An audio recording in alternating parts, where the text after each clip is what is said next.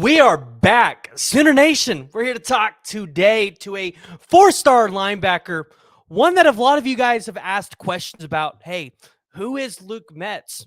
We ended up in his top 6. A lot of you guys aren't familiar there. We're going to have him on today. We're going to talk about his recruitment, why Oklahoma, and more. But before we do that, we got to talk about just what he could potentially bring to Oklahoma. So he unofficially visited Oklahoma on the 3rd of February. The Sooners offered him on the 23rd. He does look like, according to 247, has an official visit set up with Oklahoma on the 14th. So that's something, if you're an Oklahoma fan, to be excited about. But the thing that really caught my attention, and it caught a lot of your guys' attention too, which was he dropped his top 6 right after Oklahoma offered him. So you kind of ask yourself, does Oklahoma sit in a good position there? So we're going to dive into his recruitment a little bit, and we're going to bring him on today. Let me pull him up here. Luke, how are you doing? I'm doing great. How are you? I'm doing good, I've been watching Oklahoma softball. We actually, I'm not sure if you watch a whole lot of softball, but we just opened up our new softball stadium in Norman. So it holds like 4,200 people. If I get that wrong, OU fans are going to crucify me in the chat. But so yeah, it's exciting. It's been an exciting day. So, That's awesome. but hey, so as you might have heard, just talking about how you unofficially visited Oklahoma. Oklahoma offered you, and not too long after Oklahoma offered you, you dropped the top 6. That actually included Oklahoma. So a lot of Oklahoma fans sat there and asked, well, who is Luke Metz? Like, should we be paying attention to this guy? And I mean, credit to them, right? Oklahoma fans, they might be a little bit more reserved because you're from the state of Georgia, and we haven't won a whole lot of kids from Georgia. So I just want to ask first, why Oklahoma in the top 6? Like, what stood out about Oklahoma to put them as one of the top schools in your recruitment? Oklahoma, it stands out. It's a special place. When I went and visited, something I've never really experienced before, and I've been to a lot of places. So definitely the relationship with the coaches and the facilities, just the amount of money they can put into the players is just crazy. And it also helps when you have some history and a lot of fans behind it too. Yeah, now I'm looking at it here, and Oklahoma, listen, they had a change at defensive coordinator. They had a change at their linebacker coach, right? So we had Ted Roof. You bring in Zach Alley. Zach Alley might have not been a name a whole lot of people were familiar with, but it seems like recruits knew who he was. So what does your relationship with Zach Alley look like? And were you ever being recruited by Ted Roof, or was it just something like, hey, Oklahoma was looking at you, but it wasn't something that was super heavy at the time? Mm-hmm. Yes, sir.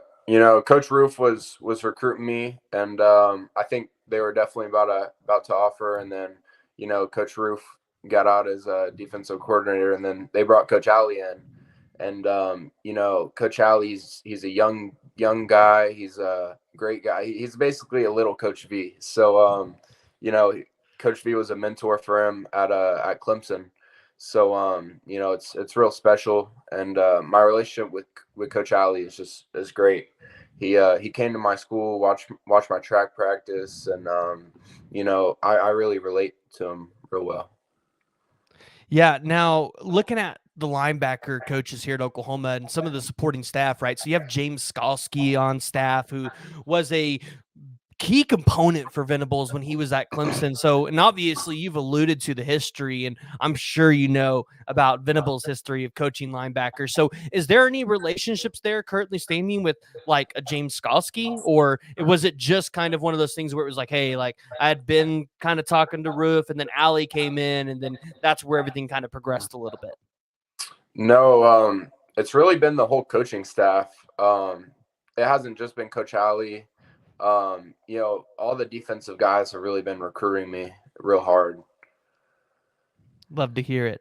Love to hear it. So what has this process been like for you? What has been this recruiting process like in terms of just going to some schools and kind of seeing what everybody can kind of lay out for you? Mm-hmm. It's been busy. I'm grateful for that, but it's been busy. It's cool to see how everybody's kind of has a different approach to it, and I definitely like Oklahoma's approach. And it's real cool being able to go across the country and just see different places. Yeah, now you have at least from what it looks like, 247 has it as 29 total offers. And it's not like they're just little offers. I mean, you got Tennessee, you've got West Virginia, Missouri, Kentucky, Kansas, K-State.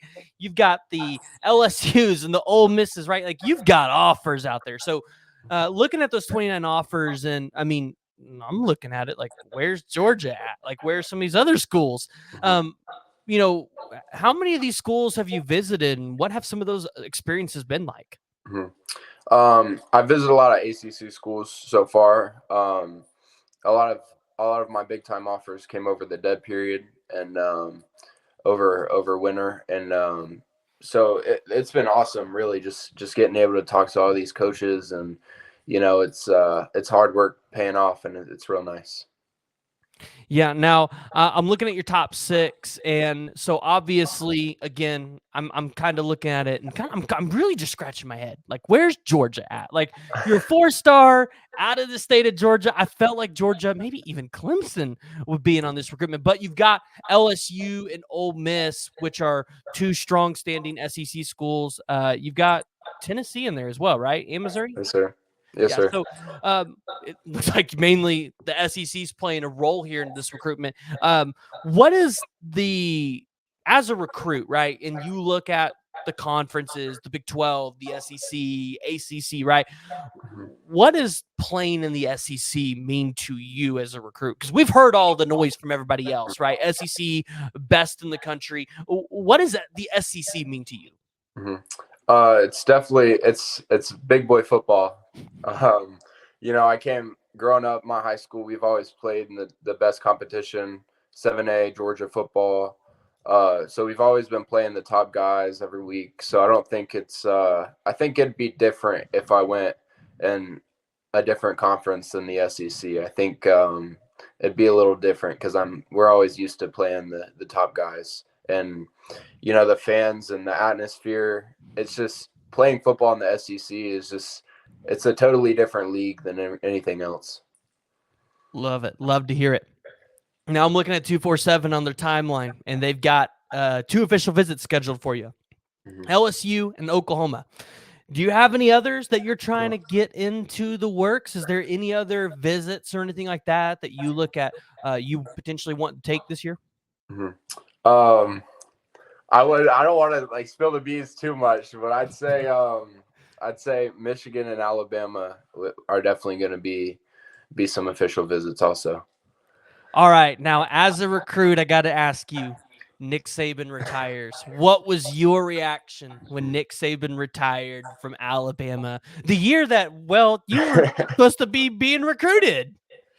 I was sad, honestly. I mean, I feel like everybody was kind of sad, unless you're a Georgia fan. But I'm not a Georgia fan, so I was pretty sad that day. So that's yeah. It's I think it took the college football world by storm, and there were a lot of recruits that I've talked to that were kind of sad. They were like, "Dang, like I was wanting to be recruited by Nick Saban, and he, of course, he retires my cycle." So, but hey, as we start to wrap this up here, really, what are you looking for in a school, right? Like, is it down to facilities? Is it the education? Is it, like recovery and health? Like, what are you looking for when you look at some of these schools? Mm-hmm. Definitely the relationship with the coaching staff and I feel like the facilities are going to be pretty the same, really good in the SEC wherever you go. So I really think it's the relationships with the coaching staff, and then definitely the opportunity to play early. And if you got 6 5-stars in the class of 2024 committed, I wouldn't. That's definitely something you got to think about. If you think about it from that aspect, I feel like if I'm good, I could be coached by anybody. So it's definitely just the relationship. Now, do you have a way, or do you have like a specific scheme that you have an idea of how you want to be used in a defense, or are you pretty much adaptable and you'll work in any scheme? Mm-hmm.